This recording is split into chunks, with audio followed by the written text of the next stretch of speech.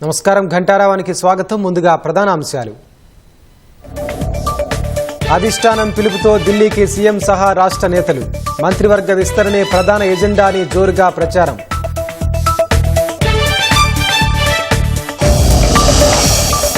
రుణమాఫీ అంశంపై శాసనసభలో వాడివేడి చర్చ. గతంలో ఎగ్గొట్టిన వారికి మాట్లాడే అర్హత లేదన్న మంత్రి తుమ్మల.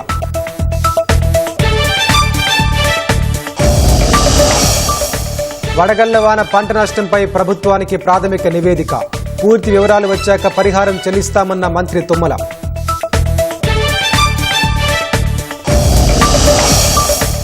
కాళేశ్వరం ఆనకట్టలపై నివేదిక సిద్ధం చేస్తోన్న జస్టిస్ పీసీ ఘోష్. అప్పటి ప్రభుత్వ పెద్దలను విచారణకు పిలిచే యోచనలో కమిషన్. ఎస్ఎల్బీసీ ప్రమాదం జరిగి నెల రోజులైనా లభించని 7గురి జాడ. డిలెన్ బ్లాస్ట్ విధానం ఉపయోగించే యోచనలో సర్కార్.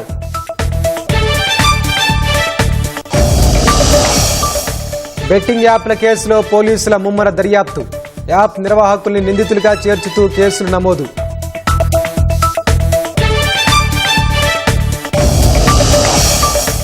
బంగ్లాదేశ్ వెటరన్ క్రికెటర్ తమీమ్ ఇక్బాల్కు గుండెపోటు. మ్యాచ్ ఆడుతూ మైదానంలో కుప్పగూలిన ఆటగాడు.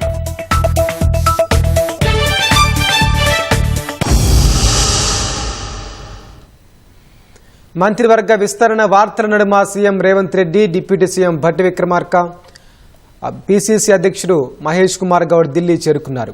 కాంగ్రెస్ కోర్ కమిటీ సభ్యులకు అధిష్టానం పిలుపుతో హస్తిన చేరుకున్నారు. కాసేపట్లో కాంగ్రెస్ అగ్రనేతలతో భేటీ కానున్న రాష్ట్ర నేతలు మంత్రివర్గ విస్తరణపై ప్రధానంగా చర్చించనున్నట్లు తెలుస్తోంది. పథకాలు అమలు సహా ఇతర అంశాలపైన పార్టీ పెద్దలతో చర్చించే అవకాశం ఉన్నట్లు సమాచారం. కాంగ్రెస్ కేంద్ర కార్యాలయం ఇందిరాభవన్కు రాష్ట్ర కాంగ్రెస్ నేతలు చేరుకుంటున్నారు.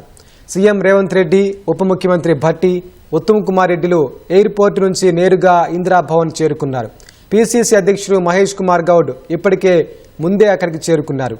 రాష్ట్ర కేబినెట్ విస్తరణపై అధిష్టాన పెద్దలతో ప్రధానంగా చర్చలు జరపనున్నట్లు తెలుస్తోంది.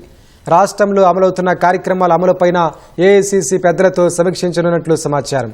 ఇచ్చిన హామీలు, అమలైన హామీలు, పెండింగ్లో ఉన్న వాటిపై సమీక్ష చేయనున్నట్లు తెలుస్తోంది. అధిష్టానం పిలుపుతో సీఎం రేవంత్ రెడ్డి, పీసీసీ అధ్యక్షుడు మహేష్ కుమార్ గౌడ్, ఉప ముఖ్యమంత్రి భట్టి విక్రమార్క, మంత్రి ఉత్తమ్ కుమార్ రెడ్డి ఢిల్లీకి చేరుకున్నారు. ఏఐసీసీ పెద్దలతో భేటీ కానున్న వీరు ప్రధానంగా మంత్రివర్గ విస్తరణపైనే పార్టీ చర్చించే అవకాశం ఉన్నట్లు పార్టీ వర్గాలు చెబుతున్నాయి. కేబినెట్ విస్తరణ ఉగాది నాటికి పూర్తయ్యే అవకాశం ఉందని జోరుగా చర్చ జరుగుతోంది. అసెంబ్లీ బడ్జెట్ సమావేశాలయ్యాక మంత్రివర్గ విస్తరణ ఖరారయ్యే అవకాశం ఉన్నట్లు తెలుస్తోంది. 2 రోజుల కిందట సీఎం రేవంత్ రెడ్డితో పీసీసీ అధ్యక్షుడు మహేష్ కుమార్ గౌడ్, ఇతర నాయకులు దాదాపు 2 గంటల పాటు చర్చించినట్లు సమాచారం.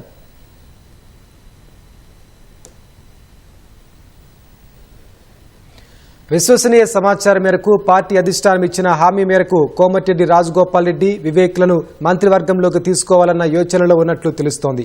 ఖాళీగా ఉన్న 6 2 మంత్రి పదవులు అధిష్టానం కోటా కింద పోతే మరో 4 మాత్రమే మిగులుతాయి. అందులో 1 ముదిరాజ్ సామాజిక వర్గానికి ఇచ్చేందుకు సుముఖంగా ఉన్నట్లు తెలుస్తోంది. అదేవిధంగా ప్రాతినిధ్యం లేని జిల్లాలకు చెందిన ఎమ్మెల్యేలను మంత్రివర్గంలోకి తీసుకోవాలని రాష్ట్ర కమిటీ యోచిస్తోంది.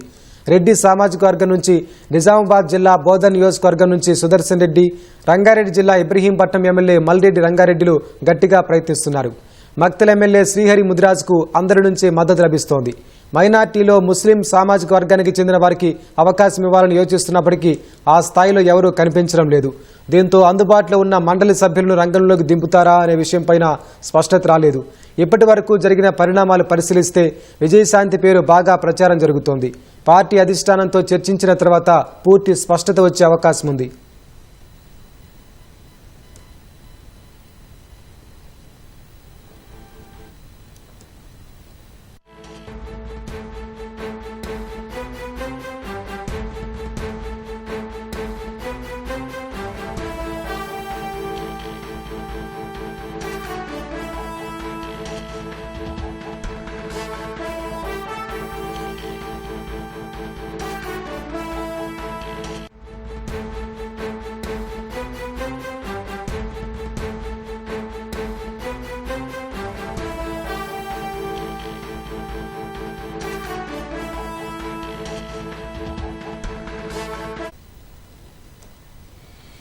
ఎస్ఎల్బీసీ సొరంగంలో సహాయక చర్యలు వేగవంతం చేయాలని ముఖ్యమంత్రి రేవంత్ రెడ్డి ఆదేశించారు.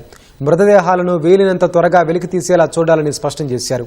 టన్నెల్ ప్రమాద ఘటన, సహాయక చర్యలపై సీఎం సమీక్ష నిర్వహించారు.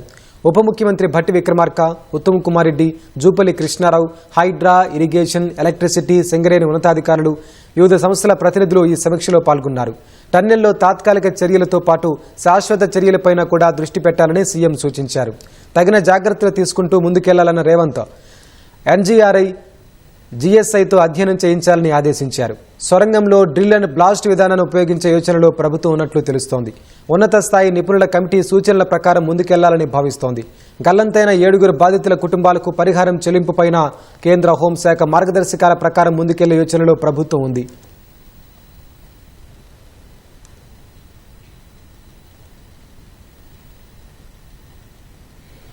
రుణమాఫీ అంశంపై శాసనసభలో వాడివేడి చర్చ జరిగింది.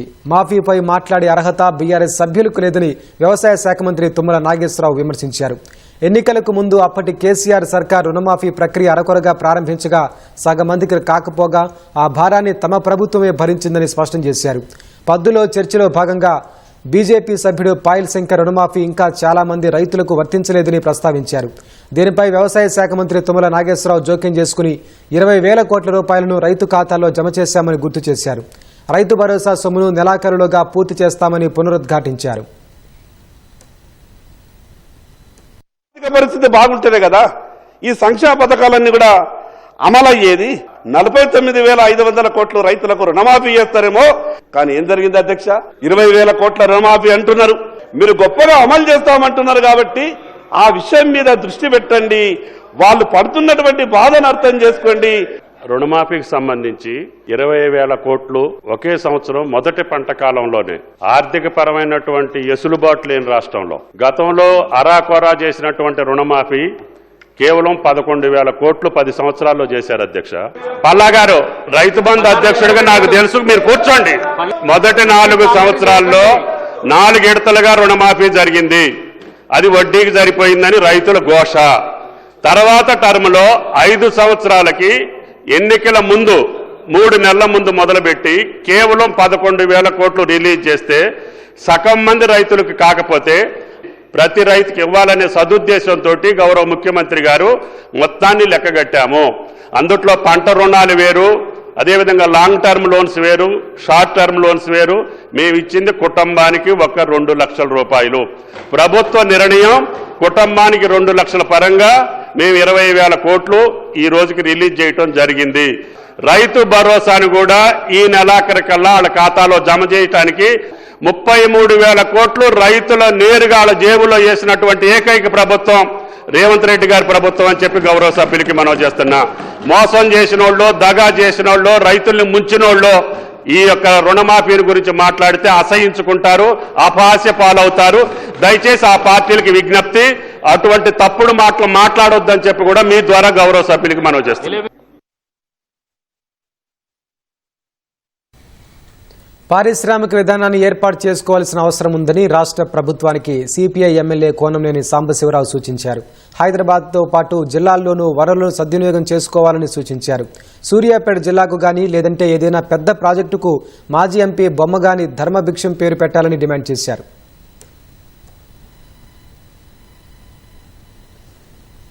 ఆ రోజు సాయుధ పోరాటానికి కేంద్రం నల్గొండ అయితే నల్గొండ ఆ సాయుధ పోరాటానికి ప్రేరణ ఎవరంటే ధర్మభిక్షం గారు. 5 సార్లు 2 సార్లు ఎంపీకి చేశారు, 3 సార్లు ఎమ్మెల్యేగా సూర్యాపేట నుంచి గెలిచారు, తర్వాత నల్గొండ నుంచి గెలిచారు, నకిరేకల్ నుంచి గెలిచారు. ఎక్కడుంటే ఆడు గెలిచారు. అంత గొప్ప వ్యక్తి ఆయన. అసలు పేరు ధర్మభిక్షం కాదు, ఆయన పేరు వట్టి భిక్షమే. రాజాబహదూర్ వెంకటరామరెడ్డి అని ఆయన ఇక్కడ రెడ్డి హాస్టల్ నడిపిన సందర్భంలో దాన్ని బేస్ చేసుకుని అక్కడ నల్గొండలో జరిపాడు. అందుకని ఈ అంశం వచ్చింది కాబట్టి ఆయన్ని గౌరవార్థం ఆయన గుర్తించే విధంగా సూర్యాపేట అంటే ఇంకో పేరు లేదు, డిస్టర్బ్ అయిద్దని కూడా నేను అనుకోను. అవకాశం ఉంటే సూర్యాపేట జిల్లాగా ఆయన పేరు పెట్టడమా, లేకపోతే ఒక ప్రాజెక్టుకి పెట్టడమా, లేకపోతే ఇంకో చోట ఏదన్నా కాలేజీకి పెట్టడమా. ఎందుకంటే ఆయన స్కూల్ పెట్టి చాలా మందికి, సుక్కారామయ్య గారు లాంటి వాళ్ళకే ఆయన ఆ స్కూల్ ద్వారా డెవలప్ చేశారు ఆయన. అందువల్ల అది ఒకటి కాన్సన్ట్రేట్ చేయమని నేను కోరుతున్నాను అధ్యక్ష. రాష్ట్రంలో కురిసిన వడగళ్ల వానల వల్ల జరిగిన పంటల నష్టంపై వ్యవసాయ శాఖ ప్రభుత్వానికి ప్రాథమిక నివేదిక అందజేసింది. దాదాపు 13 జిల్లాలు 64 మండలాల్లో 11,298 ఎకరాల్లో నష్టం జరిగినట్లు అంచనా వేసింది. 6,670 ఎకరాల్లో వరి, 4,000కు పైగా ఎకరాల్లో మొక్కజొన్న, 309 ఎకరాల్లో మామిడి సహా ఇతర పంటలు దెబ్బతిన్నట్లు నివేదికలో వెల్లడించింది. ఈ నెల 21 నుంచి 23 వరకు 3 రోజుల పాటు కురిసిన వర్షాల వల్ల జరిగిన నష్టంపై క్షేత్రస్థాయిలో రైతు వారీగా సర్వే చేసి తుది నివేదిక రూపొందించాలని మంత్రి తుమ్మల నాగేశ్వరరావు అధికారులను ఆదేశించారు. పూర్తి నివేదిక అందగానే రైతులకు నష్టపరిహారం చెల్లింపుపై ప్రభుత్వం చర్యలు తీసుకుంటుందని తెలిపారు. ఢిల్లీ న్యాయమూర్తి జస్టిస్ యశ్వంత్ నివాసంలో నోట్ల కట్టలు దొరికాయన్న ఆరోపణల వేళ ఆయన్ను విధుల నుంచి దూరంగా ఉంచాలని ఢిల్లీ హైకోర్టు నిర్ణయం తీసుకుంది.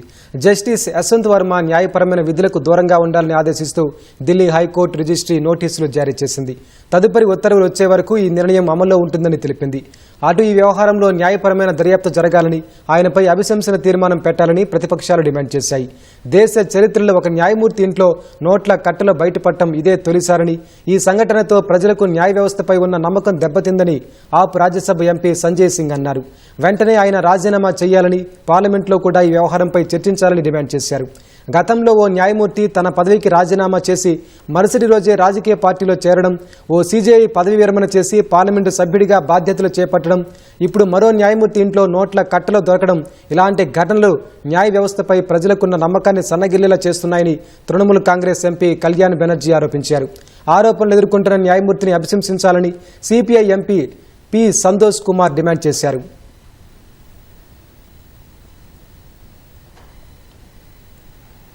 వామపక్ష తీవ్రవాదంతో ప్రభావితమైన ప్రజలను జనజీవన సవంతిలో అనుసంధానించే పని చివరి దశకు చేరుకుందని రాష్ట్రపతి ద్రౌపది ముర్ము తెలిపారు. త్వరలోనే ఛత్తీస్గఢ్ నక్సల్స్ ముప్పు నుంచి బయటపడుతుందని విశ్వాసం వ్యక్తం చేశారు. ఛత్తీస్గఢ్ శాసనసభ రజతోత్సవాల్లో పాల్గొన్న ముర్ము ఆ రాష్ట్ర అసెంబ్లీని ఉద్దేశించి ప్రసంగించారు. నక్సల్స్ ప్రభావిత ప్రాంతాల్లోని ప్రజలు అభివృద్ధిని కోరుకుంటున్నారని రాష్ట్రపతి పేర్కొన్నారు. వామపక్ష తీవ్రవాదం నుంచి ఛత్తీస్గఢ్ని విముక్తి చేసి చరిత్రలో సువర్ణ అధ్యాయాన్ని ప్రజలు లిఖిస్తారనే నమ్మకం తనకుందని ఆశాభావం వ్యక్తం చేశారు. ఉత్తమ పార్లమెంటరీ విధానానికి ప్రత్యేక ఉదాహరణను ఛత్తీస్గఢ్ అసెంబ్లీ అందించిందన్నారు. 90 మంది ఛత్తీస్గఢ్ ఎమ్మెల్యేల్లో 19 మంది మహిళలు ఉన్నారని, ఈ సంఖ్యను మరింత పెంచేలా అందరూ కృషి చేయాలని ముర్ము పిలుపునిచ్చారు.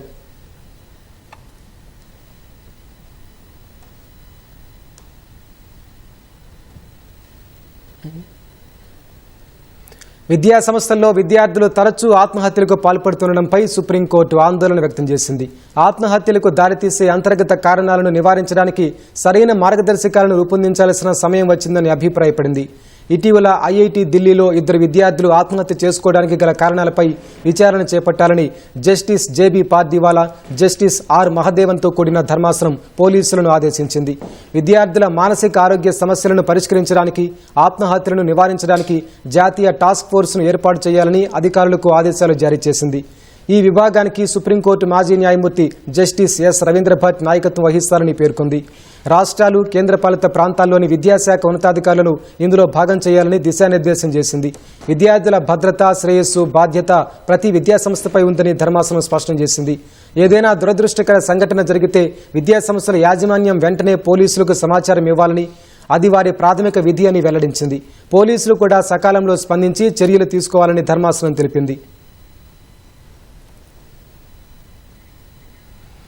పార్లమెంటు సభ్యులకు ప్రతి నెల అందే వేతనాలు, అలవెన్సులు పెంచుతూ కేంద్రం నిర్ణయం తీసుకుంది. ద్రవ్యోల్బణ సూచి ఆధారంగా ఎంపీల జీతాన్ని దాదాపు 24% మేర పెంచుతూ పార్లమెంటరీ వ్యవహారాల మంత్రిత్వ శాఖ నోటిఫికేషన్ విడుదల చేసింది.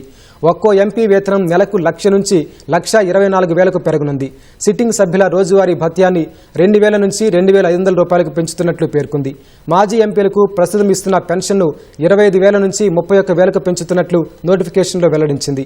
పెంచిన ఈ వేతనాలను 2023 ఏప్రిల్ 1 నుంచి వర్తింపజేస్తున్నట్లు కేంద్రం తెలిపింది. బంగ్లాదేశ్ దిగ్గజ క్రికెటర్ మాజీ కెప్టెన్ తమీమ్ ఇక్బాల్ మ్యాచ్ ఆడుతూ గుండెపోటుతో మైదానంలోనే కుప్పగూలాడు. Dhaka premier division cricket league మ్యాచ్లో తమీమ్కు గుండెపోటు రావడంతో హుటాహుటిన ఆసుపత్రికి తరలించారు. లీగ్ మ్యాచ్లో భాగంగా మహమ్మదన్ స్పోర్టింగ్ క్లబ్, షినిక్పూర్ క్రికెట్ క్లబ్ల మధ్య మ్యాచ్ జరుగుతుండగా ఫీల్డింగ్ చేస్తూ 36 ఏళ్ల తమీమ్ ఇక్బాల్ ఛాతీలో నొప్పితో బాధపడ్డాడు. వెంటనే స్థానికంగా ఉన్న ఫజీలా తున్నేసా ఆసుపత్రికి తరలించి పరీక్షించగా స్వల్ప గుండెపోటుగా గుర్తించారు. తొలుత అతన్ని ఢాకా తరలించేందుకు హెలికాప్టర్ ఏర్పాటు చేశారు. కానీ హెలిప్యాడ్కు తీసుకెళ్తుండగా మరోసారి గుండెపోటు రావడంతో స్థానిక ఆసుపత్రికి తరలించారు. తమీంకు యాంజియోప్లాస్టీ చేసినట్లు డాక్టర్లు ఓ ప్రకటన విడుదల చేశారు. తమీం ప్రాణాపాయ స్థితి నుంచి బయటకొచ్చాడని, ప్రస్తుతం అతడు తమ పర్యవేక్షణలో ఉన్నట్లు తెలిపారు. తమీం ఆరోగ్యంపై బంగ్లాదేశ్ తాత్కాలిక ప్రభుత్వాధినేత మహమ్మద్ యూనస్ ఆరా తీశారు. ప్రపంచవ్యాప్తంగా ఉన్న విద్యార్థులు అమెరికాలో ఫుల్ టైం విద్యను అభ్యసించేందుకు అనుమతించే F1 వీసాలకు అక్కడి ప్రభుత్వం కొన్నేళ్లుగా భారీగా కత్తిరివేస్తోంది. గత ఆర్థిక సంవత్సరంలో ఏకంగా 41% వీసా దరఖాస్తులను అమెరికా తిరస్కరించింది. దశాబ్దం క్రితంతో పోలిస్తే F1 వీసాల తిరస్కరణ దాదాపు రెట్టింపైంది. అమెరికా విదేశాంగ శాఖ గణాంకాల ప్రకారం 2023-24 ఆర్థిక సంవత్సరంలో F1 వీసాల కోసం 6.79 లక్షల దరఖాస్తులు రాగా అందులో 2.79 లక్షలు అంటే దాదాపు 41% దరఖాస్తులను అధికారులు తిరస్కరించారు. అంతకుముందు 2022-23 ఆర్థిక సంవత్సరంలో 6.99 లక్షల దరఖాస్తుల్లో 2.53 లక్షల అప్లికేషన్లకు అధికారులు ఆమోదం తెలపలేదు. 2013-14 ఆర్థిక సంవత్సరంలో 7.69 లక్షల మంది విద్యార్థి వీసాల కోసం దరఖాస్తు చేసుకోగా 23% అప్లికేషన్లు తిరస్కరణకు గురయ్యాయి. నాటితో పోలిస్తే గతేడాది సంఖ్య దాదాపు రెట్టింపుగా ఉంది.